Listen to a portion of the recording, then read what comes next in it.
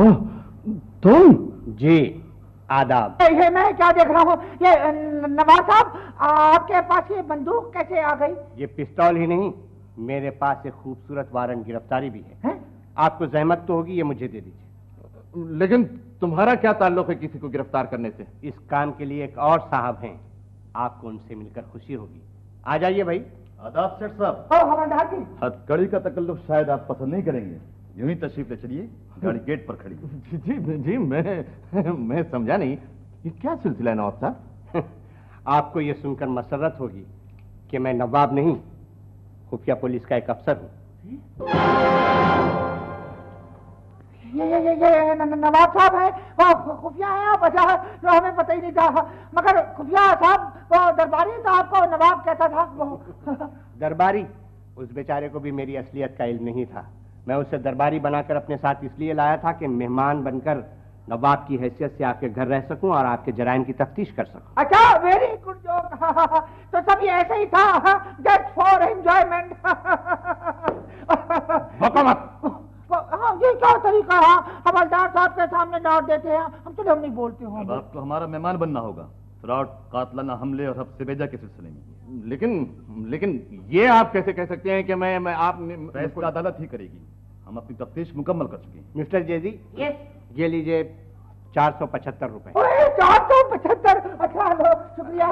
ये क्योंकि हमने आपके हाथ से लिए थे, इसलिए खाला को भी आप ही अदा करें। जी शुक्रिया खुफिया साहब। मगर अंकल खुफिया, वो ये तो आपके वो फ्रॉड वाले वालिद साहब ले गए थे, भाग गए थे वो। हाँ? वो मेरे वालिद साहब नहीं थे, हैंड राइटिंग एक्सपर्ट थे। अच्छा, माहिर तकरीर थे। माहिर तकरीर नहीं, माहिर तहरीर। अच्छा। और सेठ साहब की तहरीरों के नमूने हासिल करने आए थे। उन्हें सिर्फ इसलिए भगाया गया था कि मेरा काम मुकम्मल हो चुका था और मैं यहाँ से निकलना चाहता था। अच्छा, लो कमाल है, मुझे पता ही नहीं था ये। मैं राजदा के कहने पर ऐसे ही आपका चचा बन के आ गया था। देखे तो सेठ साहब, चलो देखे कैसे दिलचस्प वाकयात हो रहे हैं यहाँ। थाने चलने से पहले अगर आप घर वालों से मिलना चाहते हैं तो मिल लीजिए। जी, वो घर में मेहमान है, मैं यहीं से चलता हूँ। Very good idea. अच्छा, तो मुझसे तो आप रुखसत हो जाए हैं। शुक्रिया खुफिया साहब, और हवलदार जी शुक्रिया, आपकी तरक्की होगी इंशाल्लाह। अच्छा अंकल, फिर खुदा हाफिज। और क्या जी, क्या है? लो, हाँ हो जाओ गई। देखो तो जरा, हवालात जा रहे हैं, हाथ तक नहीं मिला रहे हैं। Don't know manners, don't know etiquette. अच्छा, गिरफ्तार हो गए? जी, ये अच्छा ही हुआ ख्वाजा साहब, उनकी हरकतें ही ऐसी थीं। जी हाँ जी, बस खैरियत है। अच्छा जी, खुदा हाफिज। जी, वो क्या कहते हैं, कौन गिरफ्तार हो गया? भाई, मेरे एक शनासा थे सेठ हशमत, बहुत बड़े फ्रॉड थे, मेरे साथ ही बिजनेस करना चाहते थे। खुदा ने खैर कर दी कि मैं उनके चक्करों में नहीं आया। भाई, कारखाना लगाना चाहते थे पार्टनरशिप करके। अजी तौबा कीजिए, वो आपको क्या जरूरत पड़ी कि आप किसी को पार्टनर बनाए? अल्लाह रखे, शायद मियाँ ही काफी आपका हाथ बटाने के लिए। क्या कहते हैं? भाई, जाहिर है अपने बेटे के होते हुए दूसरे क्यों फायदा उठाएं। शायद कोई लेडी सेक्रेटरी रखना चाहते थे। क्या हुआ? जी, वो क्या कहते हैं कि आई थी चंद लड़कियां इंटरव्यू के लिए, उन्हें क्या कहते हैं वो पसंद नहीं फरमाया। आज एक लड़की और आ रही है। भाई मुंशी जी, मैं नहीं चाहता कि शाहिद पर काम का ज्यादा बोझ पड़े, आप भी कुछ देखभाल कर लिया कीजिए। जी, क्या कहते हैं, मुझे तो घर के हिसाब किताबी से फुर्सत नहीं मिलती, और फिर जायदादों की देखभाल अलग। आप ही जरा कमाल साहब को कहें कि वो जरा अपनी जिम्मेदारी महसूस करे ना। कमाल और जिम्मेदारी? सारा बिजनेस चौपट कर देगा, उससे तो बस सैर और तफरी करा लो। ये नालायक है कहाँ? कमाल जी, वो देखिए कहीं मेरा नाम न ले दीजिएगा, वो समझेंगे मैंने शिकायत की। जी आदाब अंकल, सुबह खैर।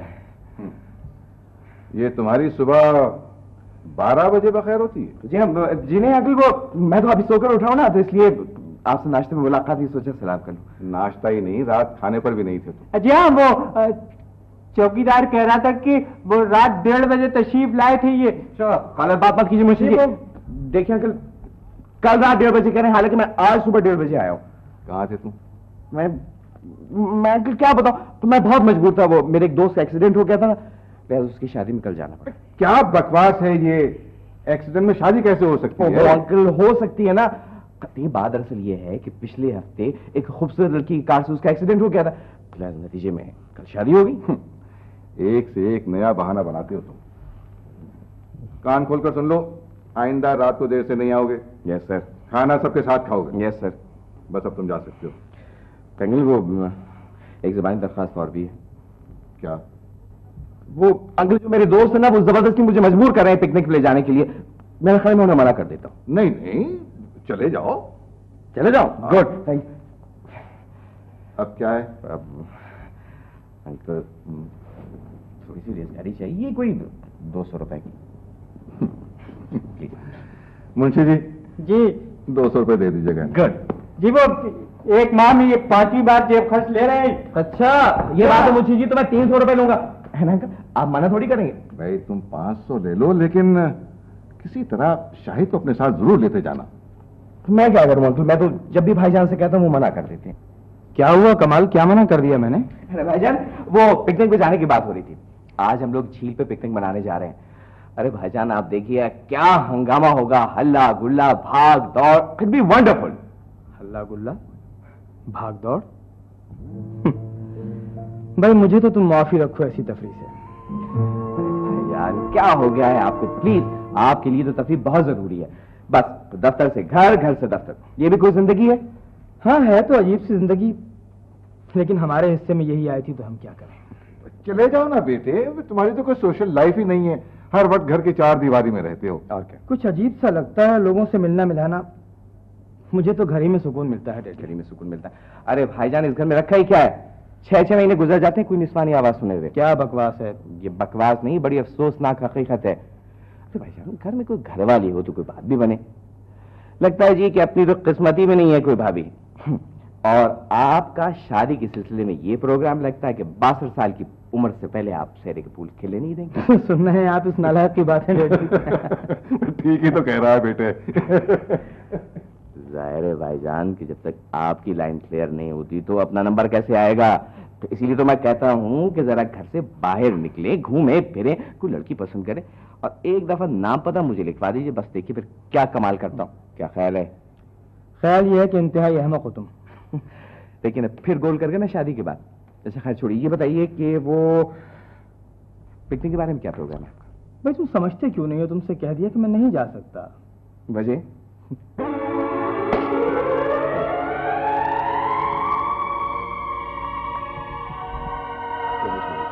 ठीक, मैं भी नहीं जाऊंगा। भाई तुम मेरी वजह से अपना प्रोग्राम क्यों कैंसिल करते हो? तो बस भाईजान हो गया कैंसिल।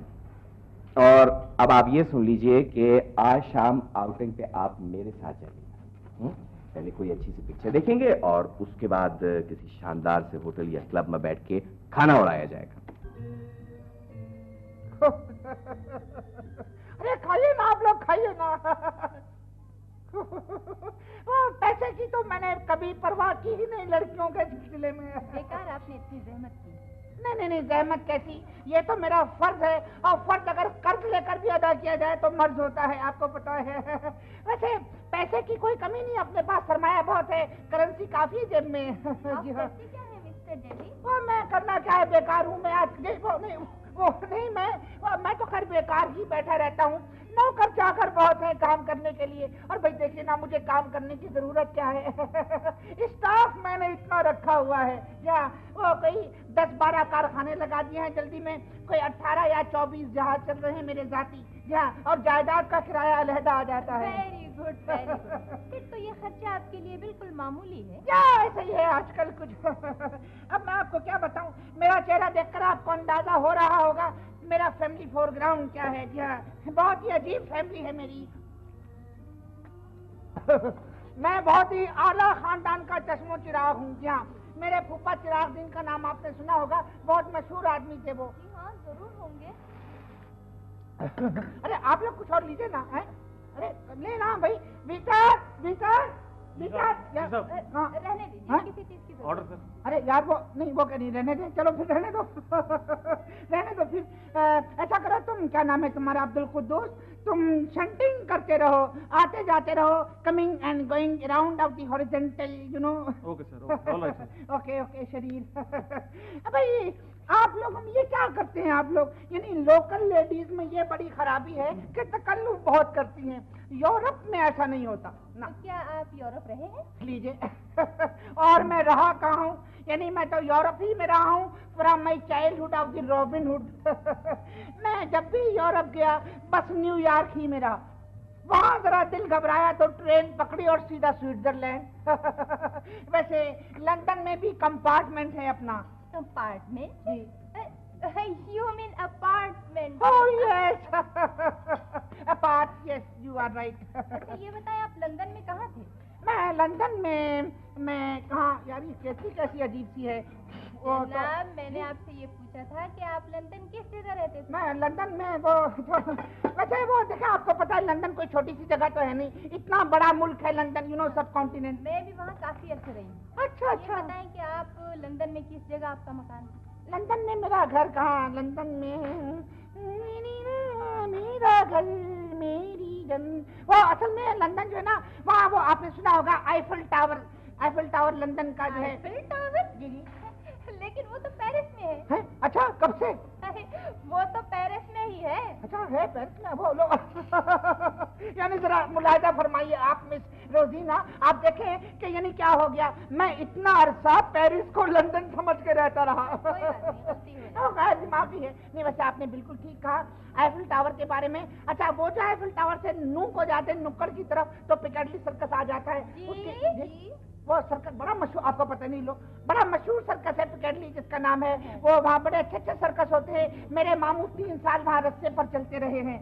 तो पिकैडली सर्कस से जब आप नुक्कड़ की तरफ जाएं नू को तो कारपोरेशन का नलका आता है, उसके साथ ही बिल्कुल हलीम की दुकान है, बड़ा मशहूर निहारी भी मिलती है, लिखा है फ्रांस की मशहूर निहारी, आपने खाई होगी। जी हाँ। तो उससे जरा सा आगे को जाए नू को तो वहाँ पर एक राशन शॉप आती है, उससे जरा आगे तंदूर वाला है, उसके आगे नाले के पास है वो मेरा जो कहा था कम क्या था, अरे यार क्या करते हो ऐसे मौकों पे। अच्छा वो बिल है लो। ये क्या 114 रुपए। खांसी आने लगी। अच्छा अब हमें तो ज्यादा अच्छा खुदा नहीं वो काफी तो खराब पियेंगे नहीं, खाना काफी खा लिया। अच्छा खुदा भी इंशाल्लाह फिर मुलाकात होगी आपसे। तो ऐसा है कि आप मुझे अपना एड्रेस बता। आप कहाँ तशरीफ ले आ रहे हैं? इधर तशरीफ लाइए। अच्छा मुझे यही रहना है। अच्छा वो हाँ तो लड़के क्या नाम है तुम्हारा? अब्दुल कुद्दूस। क्या रकम है? 114 195।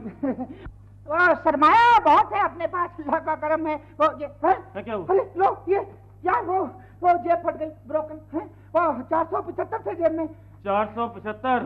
हमसे नहीं चलेगी ये 420 बाबूजी। क्या बात है यार? वो भाईजान देखे, आप बात सुने, वो अभी क्या, लो टेलीफोन रखा।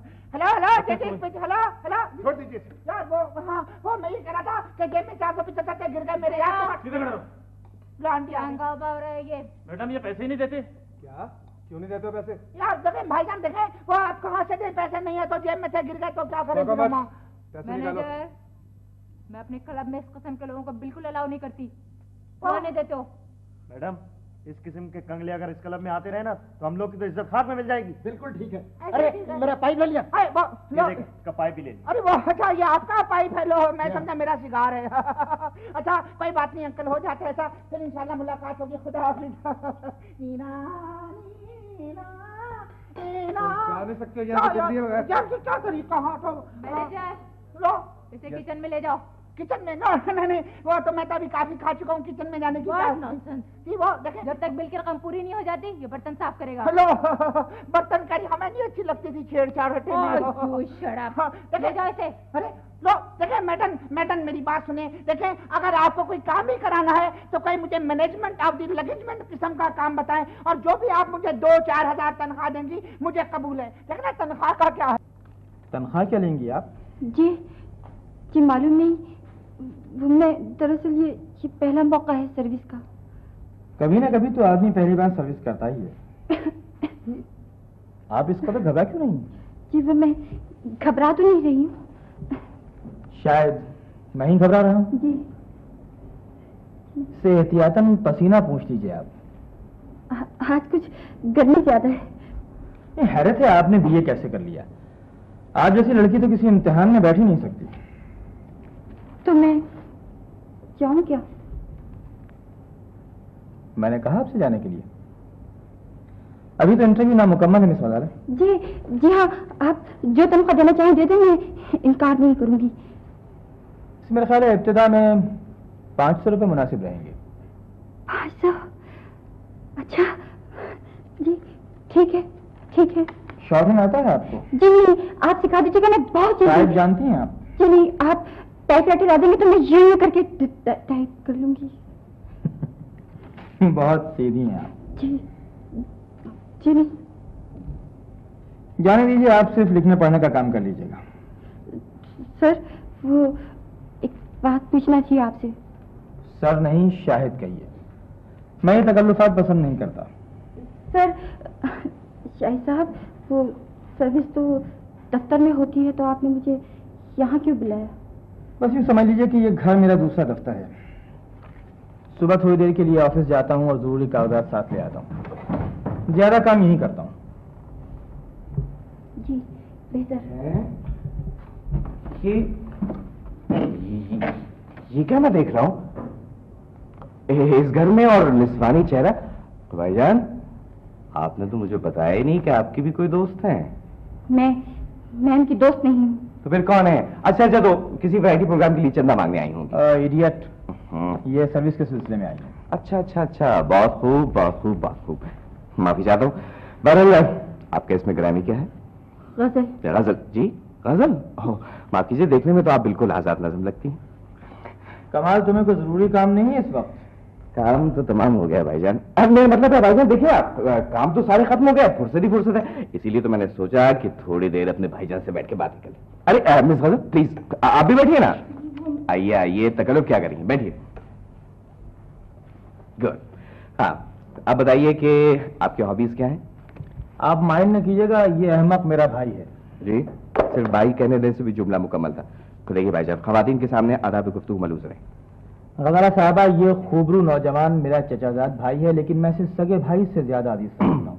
इंतहाई ज़हीन, महज़्ज़ब और बाअखलाक आदमी हैं। शुक्रिया शुक्रिया, नवाजिश। वैसे भाईजान, आप भी तो कुछ कम नहीं है। अब मिस गजल में आपको क्या क्या बताऊं अपने भाईजान के मुताल्लिक। मेरे भाई निहायती नेक दिल, नर्म दिल, फरिश्ता सीरत और शरीफ आदमी है। जी जी जी जी। हाँ जी जी। और अगर आप इनके पास सर्विस करेंगी ना, तो आपको बिल्कुल ऐसा महसूस होगा जैसे अल्लाह ने आपको एक बड़ा भाई दे दिया है। सुभान अल्लाह सुभान अल्लाह, क्या पाकीज़ा शख्सियत है इनकी। अल्लाह, मैं चलती हूँ शाहिद। अरे अरे अरे, कहाँ जाए? सुनिए तो प्लीज, मेरा मतलब है ऐसी भी क्या चलती है। थोड़ी देर तो बैठिए, खाना वाना खा के जाइएगा। आप हमारे घर पहली दफा आई हैं, हम ऐसे नहीं जाने देंगे। क्यों भाईजान?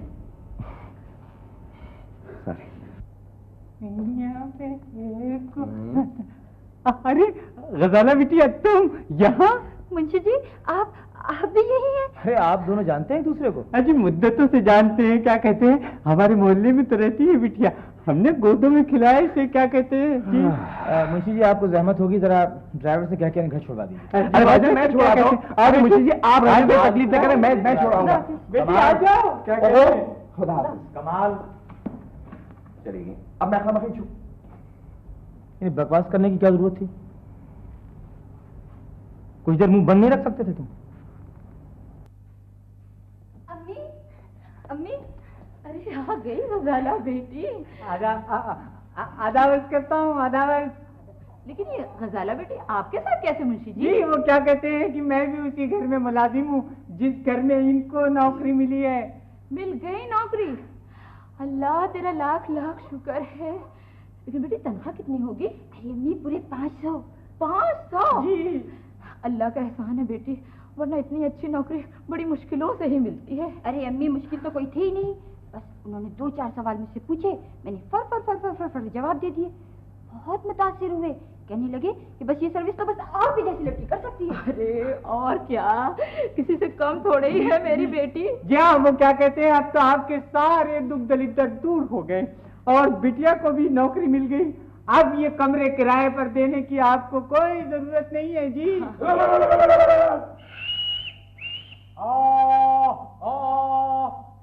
ये राजा हठराम सारा दिन कबूतर उड़ाता रहता है। मैं कहता हूँ आप इसे चलता क्यों नहीं कर देती? अच्छा खासा तो किराएदार है बेचारा। अजी किराएदार ऐसे होते हैं, हाँ, मालिक हो गया है पूरे घर का, कबूतर खाना बना दिया ऊपर वाले कमरे को, और किराया भी कौन सा, यानी आज से 11 साल पहले वाला सिर्फ 20 रुपए। जी किराए की बात नहीं है मुंशी जी, बात दरअसल ये है कि लड़का बेचारा बहुत अच्छा है, और फिर गजाला को उसने अपनी बहन भी तो बना अजी रहने दीजिए, किसी गुंडे की बहन होना कोई इतनी अच्छी बात भी नहीं है जी।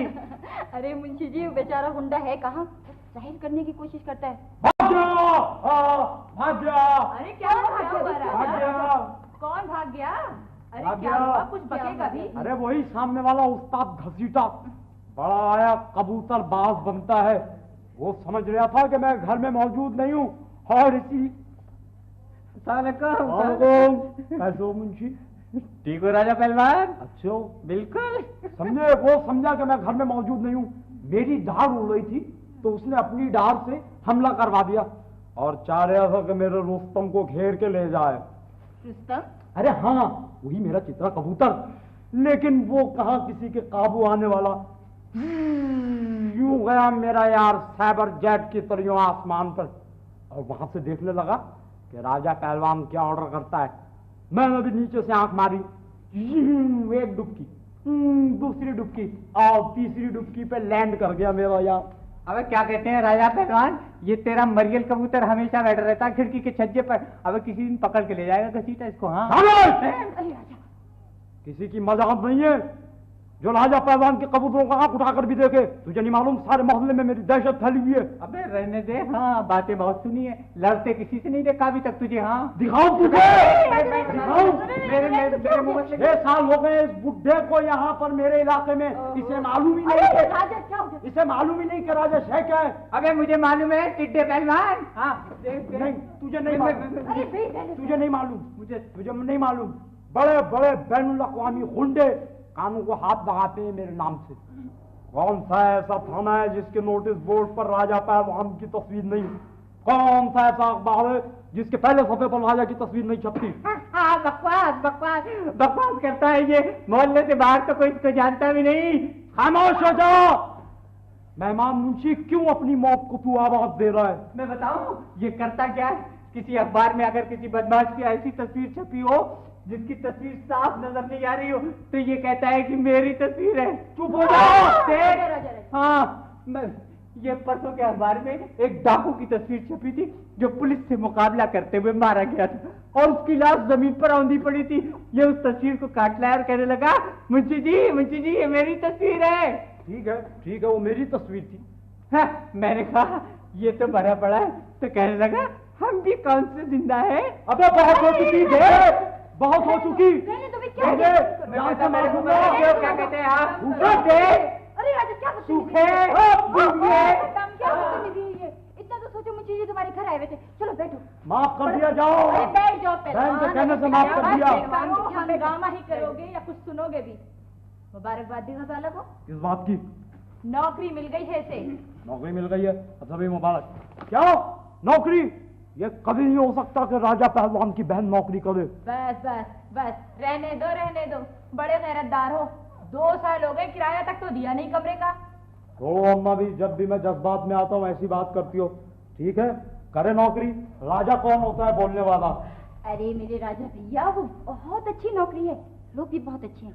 ठीक है, लेकिन एक बात सुन, उनसे कह दीजिए सफा मेरी तरफ से कि अगर तनख्वाह देने में उन्होंने कोई गड़बड़ की तो मुझसे बुरा कोई नहीं होगा। मेरा नाम भी राजा पहलवान है। राजा पहलवान तनख्वाह की तो तुम फिक्र ही मत करो, पैसे की कमी नहीं है उनके पास। पैसा जिंदगी की बहुत बड़ी हकीकत है बेटे। मैं नहीं चाहता कि मेरे बाद पैसा तुम दोनों भाइयों में इख्तलाफ पैदा कर दे। आप फिक्र ना करें अंकल, ऐसा हरगिज नहीं होगा। आपका जो कुछ भी है वो भाईजान का हक है। तुम भी मेरे लिए शाहिद से कम नहीं हो। मैं चाहता हूं कि वसीयत करके अपनी जायदाद दोनों में आधी आधी तकसीम कर दूं। जी क्या कह रहे हैं आप? तुम दोनों की खुशियों के लिए ये बहुत जरूरी है बेटे। हालांकि तुम्हें जायदाद और अपने बिजनेस में हिस्सेदार बनाकर मुझे एक बहुत बड़ी दुश्मनी का सामना करना पड़ेगा, लेकिन मैं अपने फर्ज से मजबूर हूं बेटे। नहीं अंकल, यकीन मानिए मुझे कुछ नहीं चाहिए है। मेरे लिए तो यही बहुत है कि मेरे वालिदैन के इंतकाल के बाद आपने औलाद की तरह मेरी परवरिश की, मुझे हमेशा अपना भतीजा नहीं बेटा समझा। अब इससे ज्यादा और क्या चाहूंगा मैं? ये तुम्हारी सआदतमंदी है बेटे, लेकिन जायदाद में तुम्हें हिस्सा जरूर मिलेगा। प्लीज अंकल, आप मुझे मजबूर ना करें। ये क्या? ठहरो ठहरो बेटे। अरे अंकल, अभी किसी ने बाहर से फायर किया है। मुझे पता है बेटे, तुम पीछे हटो, पीछे हटो।